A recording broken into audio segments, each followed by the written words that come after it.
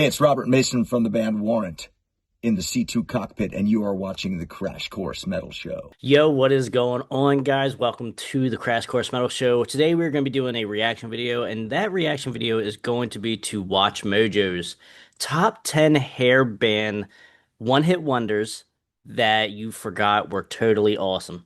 And now we will jump in to see how awesome they really are.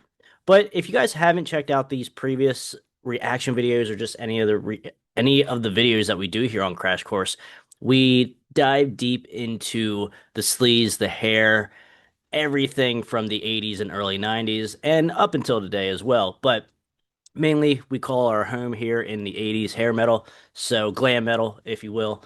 But yes, I am interested to see here what Watch Mojo has for us here and if they have any awesome one-hit wonders for us.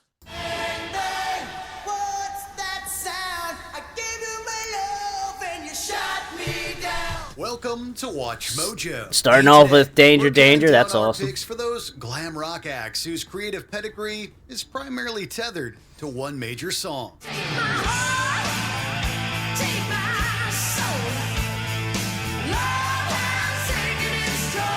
Number 10, House of Pain, Faster Pussycat.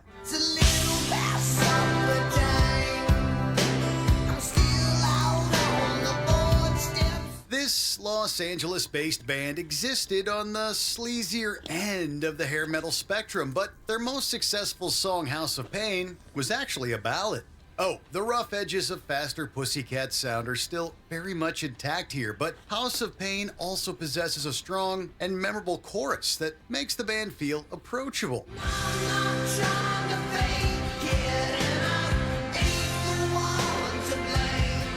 Meanwhile, the slick music video that accompanied the song was actually an early career product from future Bad Boys and Transformers director Michael Bay.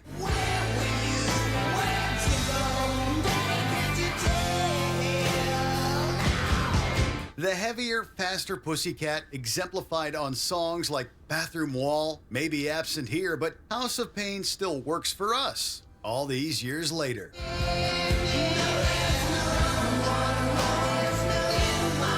Yeah, I mean, this song is good. Now I want to know exactly what the criteria is for one hit wonder. Like when I always was growing up, and what I always think of as one hit wonder is someone that had like one single that charted.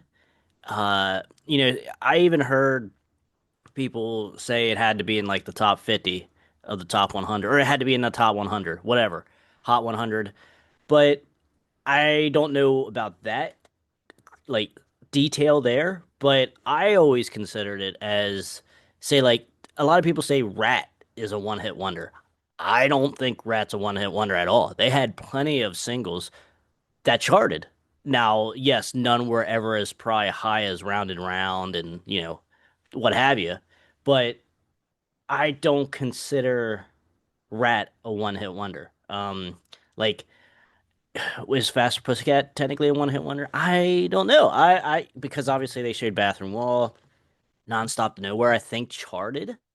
You know what? Let me do this actually. I am gonna go to Wikipedia here, and some of these bands did chart at, and I wanna see exactly like would that be considered a one hit wonder.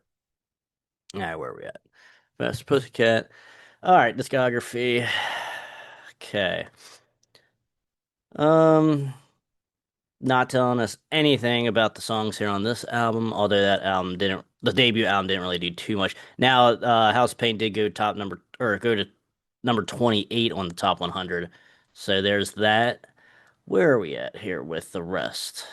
All right, maybe nothing else did chart, I get.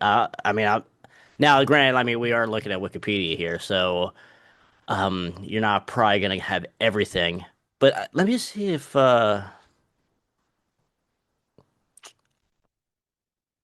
no, just album charts. Nonstop to Nowhere, I feel like I seen did. Yeah, okay, here we go. Nonstop to Nowhere did reach number 35 on the Billboard's mainstream rock chart, not the top 100 or Hot 100, etc. Okay, so that makes a little more sense then. So I guess maybe it has to hit the top 100 to be considered like a hit.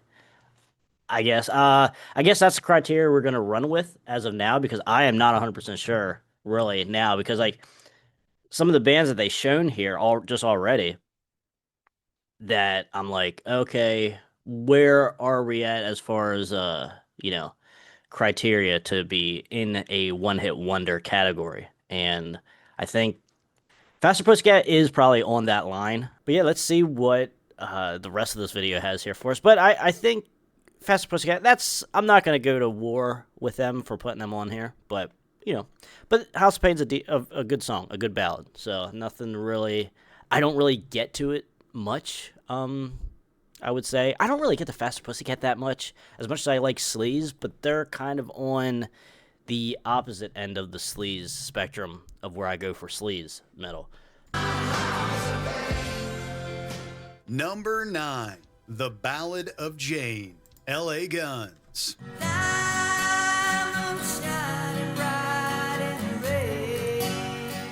It's something of a misconception that every 1980s hair metal band couldn't also compete in the more aggressive arenas of rock.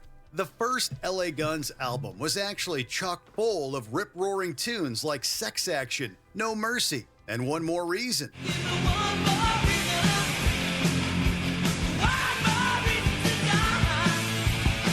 It was the group's second LP, Cocked and Loaded, that contained their biggest and most identifiable hit, however, with The Ballad of Jane.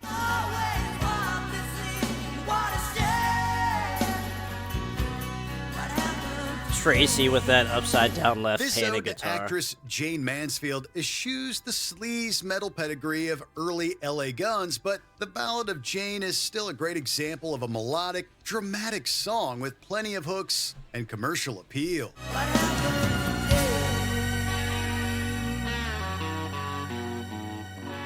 Yeah, Ballad of Jane. Very good ballad. I just really enjoy LA Guns. They are a band that like I said, that I go to for Sleaze. They are probably a top 3 Sleaze band in my opinion. Now this album, Cocked and Loaded, did go gold. Let me see here. Now this kind of makes me question now. I want to see these other bands here, like where, like Cocked and Loaded, where those singles charted, if they did at all. Okay, let's see. So the singles were Rip and Tear, Never Enough, and Ballad of Jane. I have to believe that one of them had to hit. Maybe not. I mean, yeah, ballads are very, very mainstream. Rip and Tear. All right. 5 singles were released in promotion of this album, 2 of which charted in the U.S. Okay, Ballad of Jane reached number 33 on the Hot 100, and number 25 on the mainstream rock chart, while Rip and Tear reached number 43 on the latter. So I guess that only reached 47 on the mainstream. Top 100, the Billboard Hot 100 is, I guess, the criteria.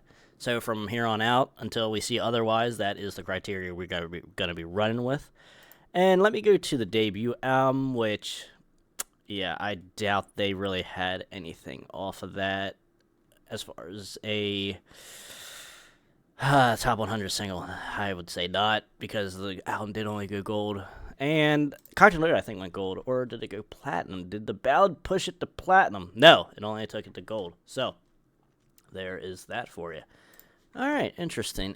But yeah, Cocked and Loaded is where I go, though, for LA Guns, or actually Hollywood Vampires. Hollywood Vampires is very underrated in the LA Guns catalog, I would say. But then again, everyone does always point to the first 3 anyway. But yeah, everyone always pulls the debut, and I get that. I like the debut as well, but it's certainly number 3 out of the first 3, in my opinion. But let's keep going here and see what they have. Number 8, Wait For You, Bonham. Interesting.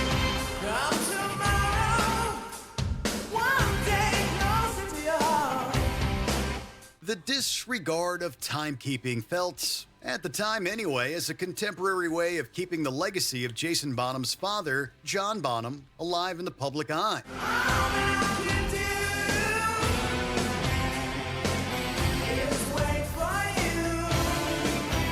The band's biggest hit, Wait For You, was a nice amalgamation of that bluesy Led Zeppelin sound pioneered by Jason's dad with the polished and produced arena rock of the day. The musical chops of Bonham, the band, never felt in question, since Wait For You features intriguing percussive moves and cool guitar riffing alongside Daniel McMaster's best Robert Plant impression.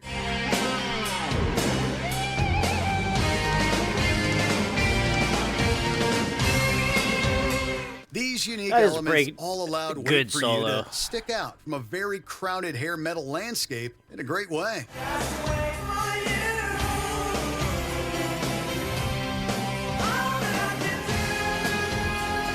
Number 7, I'll Never. All right, so the disregard of timekeeping from Bonham. That is, the album actually. I only like a few songs off that album. Guilty, it was the other single off of this, and I actually liked that song probably better. I don't know, Wait For You's fine as well, I like it, but it does get repetitive in spots, and I'm actually surprised that actually hit top 100, if that's the criteria here. Interesting, because I always go to, whenever we talk about Bonham, why didn't Jason ever do anything really with Led Zeppelin? Yes, they had a couple like one-off shows and stuff like that, but nothing permanent-wise or studio-wise or anything to really like cement him in as a part of Led Zeppelin in the later days. But which I always found odd. Unless you guys have any information on that, leave it in the comments below, because I always try to look and figure out what really was the reason. Did Jason just not want to do it, which I would find strange? Did the Led Zeppelin guys just not want anyone else other than John in there? It doesn't matter if it's his son or not. You're not joining this band. Are you kidding? No, I'm not doing that. I don't know. It's very. I always find that's always one of those where I can't wrap my head around if that is the case. Either one of those is the case. But I go to actually the second album of Bonham, and that is Mad Hatter. I dig that. Mad Hater or Mad Hatter. Either way, the second album is good. I dig that a lot. I like that album. I was actually really impressed with that. When I put that in, obviously I bought it after the debut, but definitely exceeded my expectations, especially because, like I said, I only like a couple songs off the debut, although it has been years now since I listened fully to the debut, and I might just need to go back and listen to it. But I know as of now, anyway, I go to the second album more than I do the first album as a whole. So, yeah. Okay, so we obviously see Steelheart here. So let's see what they say about Steelheart. Never Let You Go, Steelheart. Angel eyes, you have angel eyes, such a smile. It was a very crowded world back in the 1980s. An ocean of high-registered singers all seeking their slice of the hard rock pie. Steelheart's Miljenko Matijevic was truly on another level, however. A frontman whose high notes dominate their best single, I'll Never Let You Go.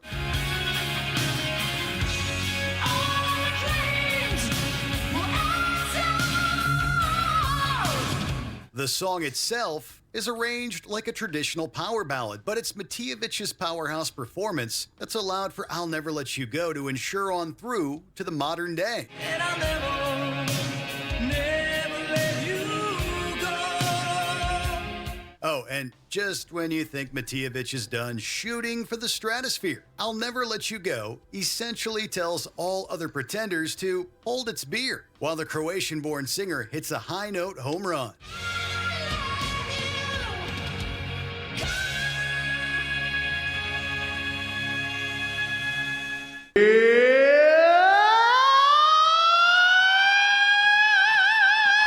yeah, Steelheart. I dig Steelheart a lot. I love Steelheart. His first two albums. Now, yes, Milojenko is still going on to this day, still putting out new stuff, which is good. But yeah, obviously those first two albums is always where it's going to be at. But man, I actually did just a review, which I don't know is going to be out by the time this video comes out. I'm not 100% sure yet. But either way, look for my review of the debut album. But as far as the albums go, man, I go to Tangled in Rains. That's where it's at for Steelheart, in my opinion. That's my favorite. Came out in 92. Good ballads on there as well. None that obviously made it as big as Angel Eyes. Or even probably She's Gone.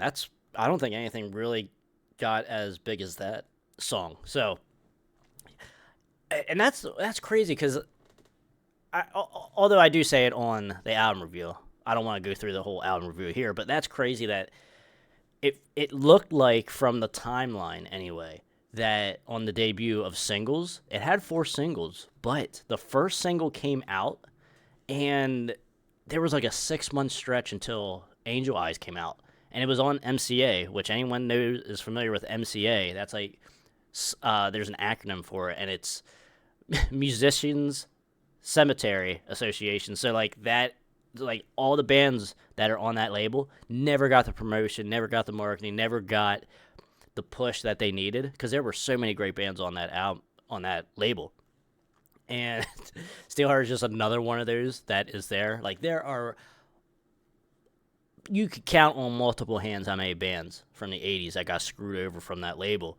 And Steelheart would have been another one, and they even had to claw just to get gold from that album. And it was strictly off of Angel Eyes, which came out as a second single 2 or 6 months roughly after the first album. At least that's from what Wikipedia told me, because obviously I wasn't alive back then, so I cannot verify from my own experience, but just from what Wikipedia the timeline was for these singles.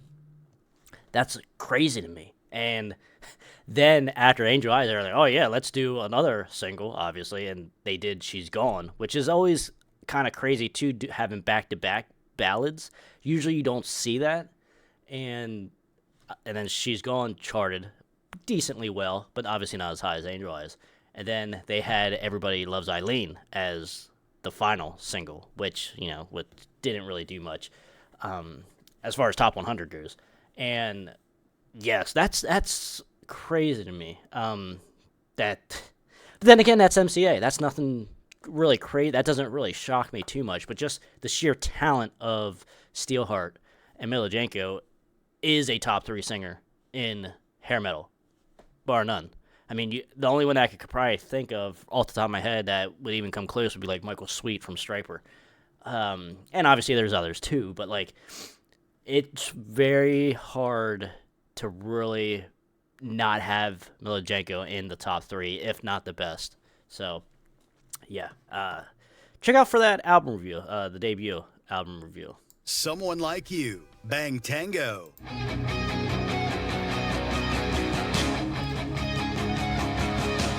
The late 80s and early 90s saw all manner of hair metal mainstays and wannabes doing what they could to stay relevant against the changing commercial tide. This included inserting influences from other genres into the mix, including the funkiness of LA's Bang Tango.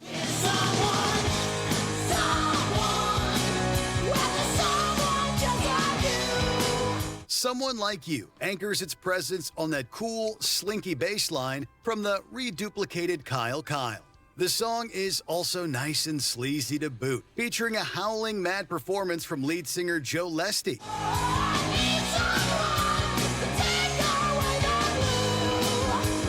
It's a shame that Bang Tango's 1989 debut, Psycho Cafe, isn't more remembered, because the album actually had some solid outside-the-box material. 100%.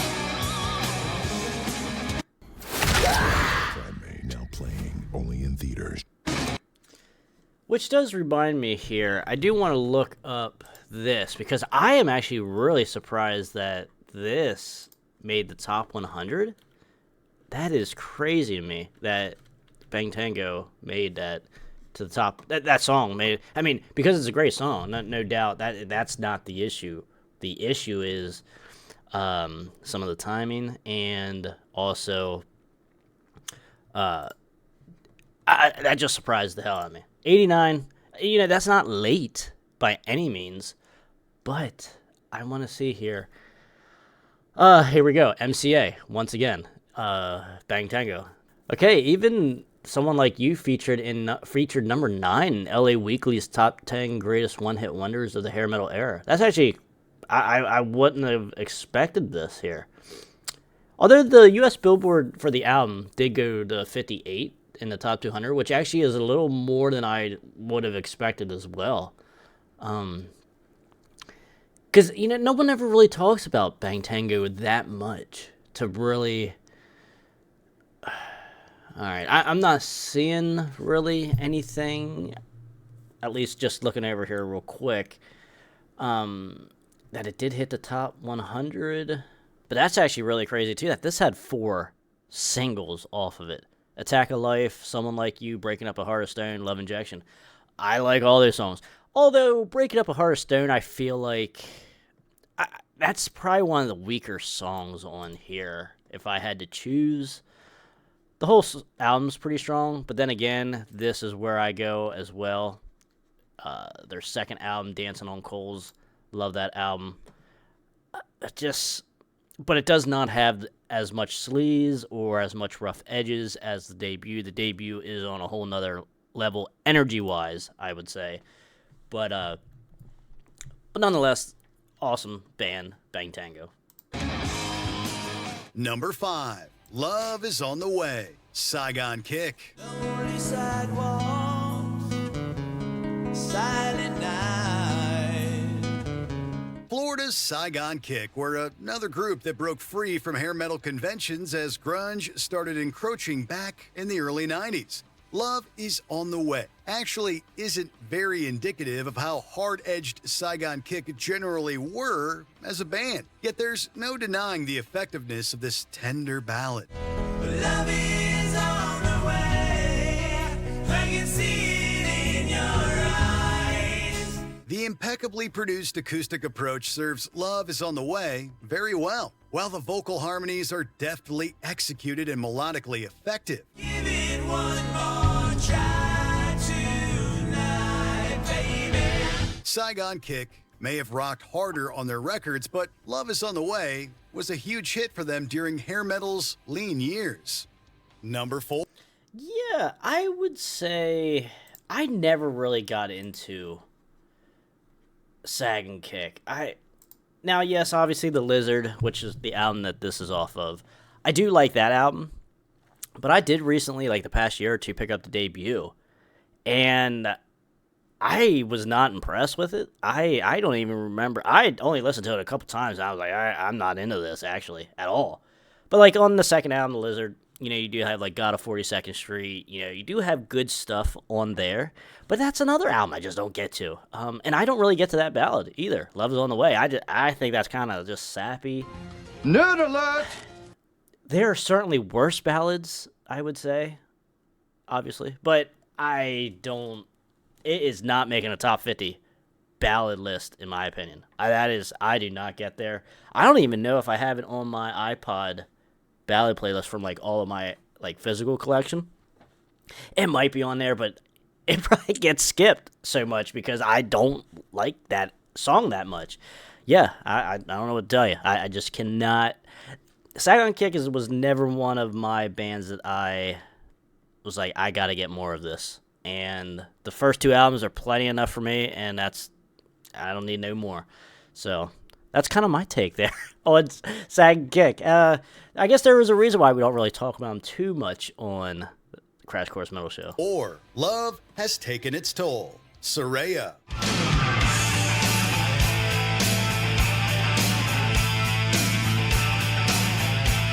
There's just no other way to say it. Soraya should have been bigger.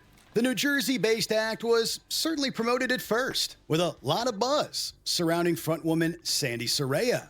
The band's self-titled debut is chock full of great songs, including Back to the Bullet and the album's main single, Love Has Taken Its Toll. Take my heart, take my soul.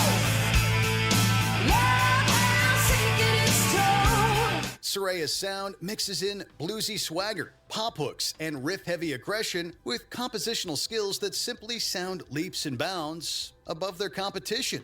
Maybe this was the problem. I close my eyes, reach out to touch you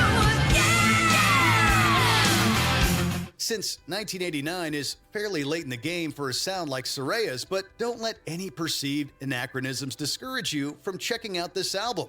It's excellent.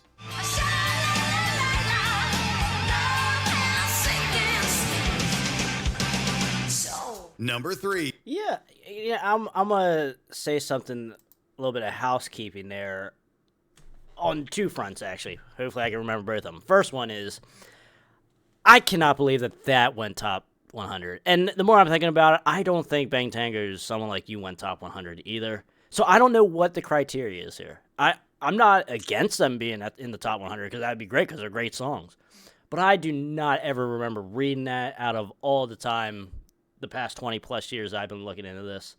That could be me, I don't know, but I do not, I cannot believe that those songs did not go top 100 and those albums did not do that well, or the bands just did not do that well. I cannot believe that. And secondly, WatchMojo here said that 1989 is too late in the game. I strongly disagree with that, because you had bands in 90 and 91 that were still certifying with debut albums. Like Firehouse, Nelson, Trickster, Slaughter, even with multi-platinums. Even now, Mr. Big's debut did come out in '88, but Lean Into It was was '89, and the Lean Into It, their second album, went like multi-platinum off of obviously To Be With You in '91-ish, '91, '92, that went multi-platinum. So, yeah, I would strongly disagree that 89 is late in the game. I still think you're early, because as we talk about a lot on this channel, if some of these albums that did come out in 91, debut albums came out in 91 and 92 and 93, if they would have came out a little bit sooner, like 89, it would have been a different game for them. A whole different game for the scene and also for the bands themselves. So I would strongly disagree with that. Although,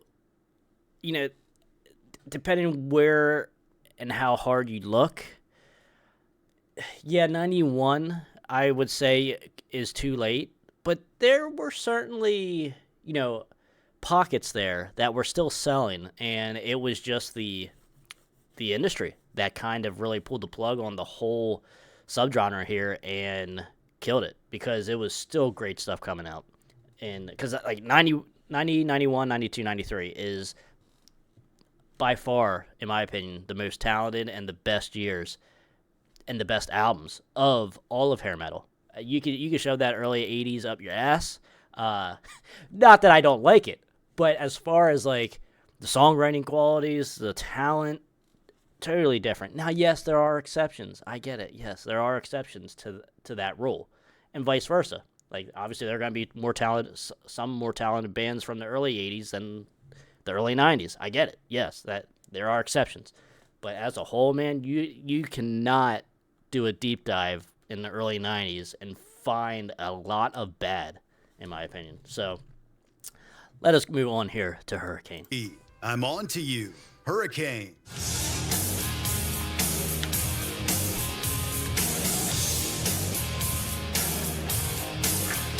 Never has a Na Na Na sounded so good. The collective lineup of Hurricane was very talented, including members with resumes of working with Ozzy Osbourne, Foreigner, and yes, I'm On To You was the second single from the band's Over the Edge album, an excellent album of polished late 80s hair metal. I'm not one to give advice, but girl, you're in trouble and you better think twice. Kelly Hansen's vocals lead the charge here, with commanding works on the verses and a chorus that's catchier than sniffles in a ball pit.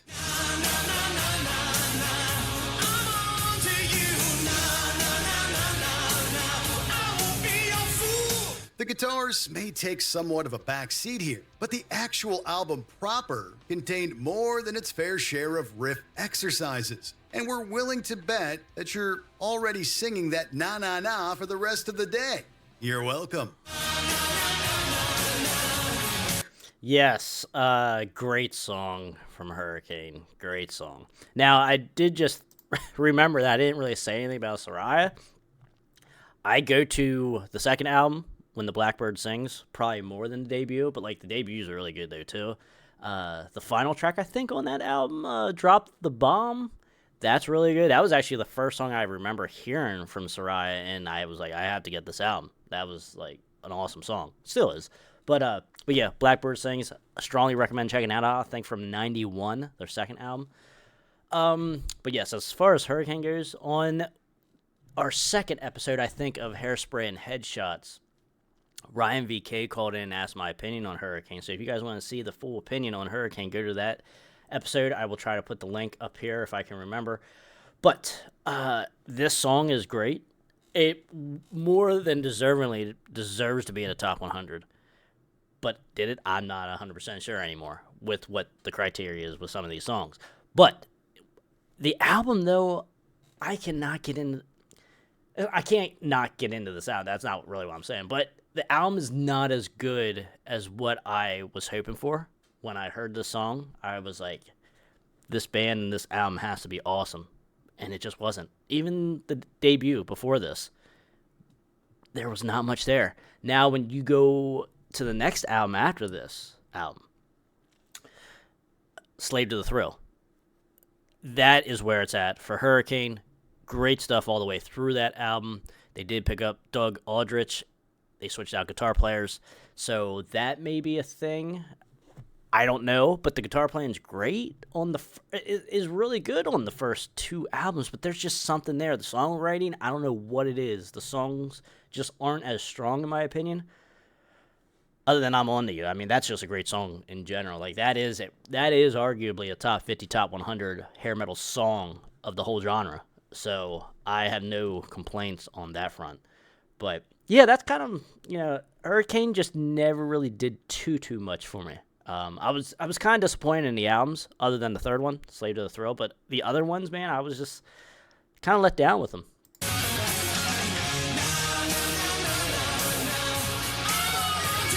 Number 2, Bang Bang, Danger Danger.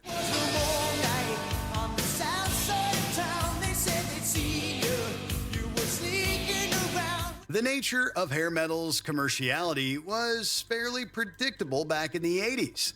The rinse and repeat cycle was usually to release a hard rocking anthem first, followed by a tender ballad.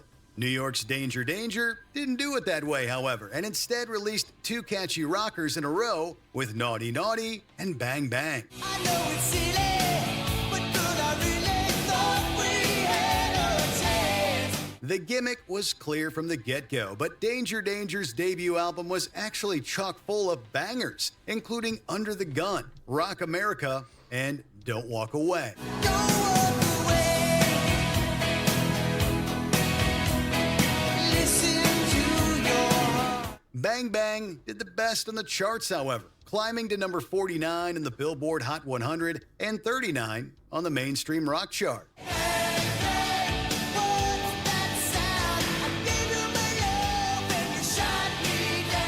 Before we continue, be sure to subscribe to our... As far as Danger Danger, man, they're a great melodic band. Like, touches on that AOR, some hard rock tendencies, especially on the second and third albums, Screw It and Cockroach. And I did say Screw It this time, because on a previous Danger Danger video, I kept saying Stick It for some reason. And I guess I was thinking of McQueen Street, maybe, too much, with that great song, Stick It, our third debut album, but... Either way, Screw It and Cockroach actually is like super underrated. As far as Cockroach, super underrated. But yeah, I go to those 2 albums more than a debut. But I do like the point though of they released both those singles, like more of the rockin' type of singles, not a ballad. Which they had plenty of ballad material off that debut album to put in as a second single. But I do think Bang Bang and Naughty Naughty, they're digestible enough, they're poppy enough, they're very melodic, mid-tempo type stuff, nothing very hard, so you get the girls to like it, you get your normie, like just casual fan to like it, and it's catchy enough. So I think that kind of makes sense as to why maybe they didn't put a ballad as the second single, because Danger Danger is just easily digestible. So yes, you don't want to mess up that formula. That formula obviously works, having a ballad as the second single. But Danger Danger is one of those exceptions on that album to where that whole album is digestible for anybody. So you could really throw a dart and it would pretty much be a thumbs up for a lot of people, as far as not being turned off by how heavy it is, or just by, oh, I didn't like that song, it's not catchy enough, what have you. And so that's weird, but I think it kind of works there too. But yeah, either way, it's a shame Danger Danger didn't get bigger. Channel and ring the bell to get notified about our latest Police the band. So yeah. All right, let's see what they got for number one. Don't here. close your eyes. Kicks. Kicks, the Baltimore Boys. All right. What you doing out in the nighttime? Hair metal bands tended to sing about certain topics time and time again. Rockin', lovin', fighting for rock, or searching for love. The subjects of depression and self-destruction, however, usually weren't in the cards. This is why Don't Close Your Eyes by Kicks still works for us today.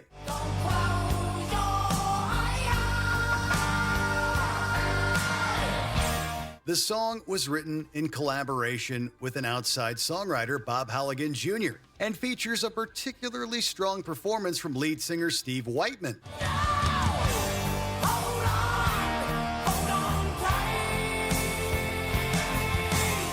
The latter's work on both the chorus, as well as an outstanding bridge section, lends some believable emotion to the song. Kicks was a band that usually only concerned themselves with the aforementioned rockin' and partying themes, but Don't Close Your Eyes was a welcome deviation from that formula.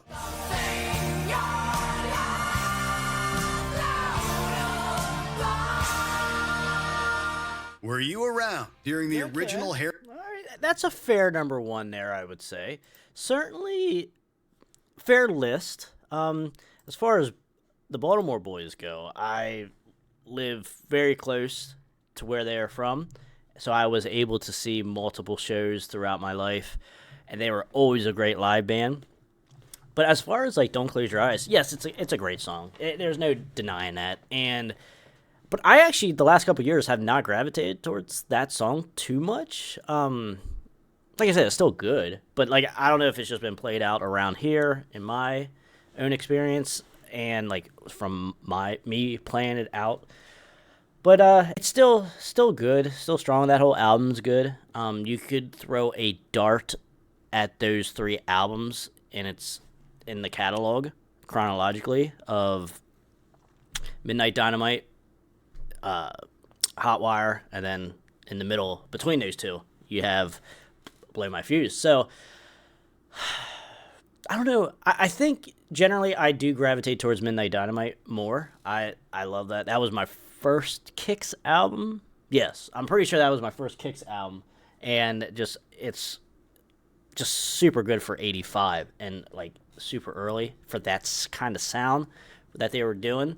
But those first two albums, man, that Kicks were doing, I can't really get into those two albums. There's some good stuff on there, good tracks, but as a whole, yeah, I'll just stick here to post 85 for the most part.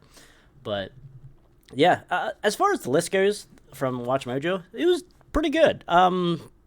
Nothing necessarily overplayed or real easy, I would say, or like the stuff that we just get tired of seeing. It was pretty good for the most part. Yeah, but I wish he kind of explained though what the criteria was for his one-hit wonder. Like, because obviously I cannot believe Soraya and Bang Tango, those songs hit the top 100. I cannot believe that at all. Maybe it did. I mean, if I'm wrong, I'm wrong. I mean, it's cool. I just that would be awesome if it did. But I just from looking around, looking back, all through the years, and those songs and albums didn't do it justice then, like as far as like sales and stuff then, and as far as the popularity of the band. I find that kind of hard to believe, but yeah, I don't know. That's maybe I had to do a little bit of a deep dive on Hairspray and Headshots on that one. So, guys, let me know in the comments what you guys think of WatchMojo's list here of the top 10 underrated, pretty much one-hit wonders, if you will. And I was all right with it. So I give that video a like, and guys, until next time, stay out of that collateral damage. Subscribe to the channel if you want to talk more hair metal, just more metal in general. We're going to be bringing so many more guests as well. And if you guys enjoyed this video, check out all the other reaction to the top 10s right here.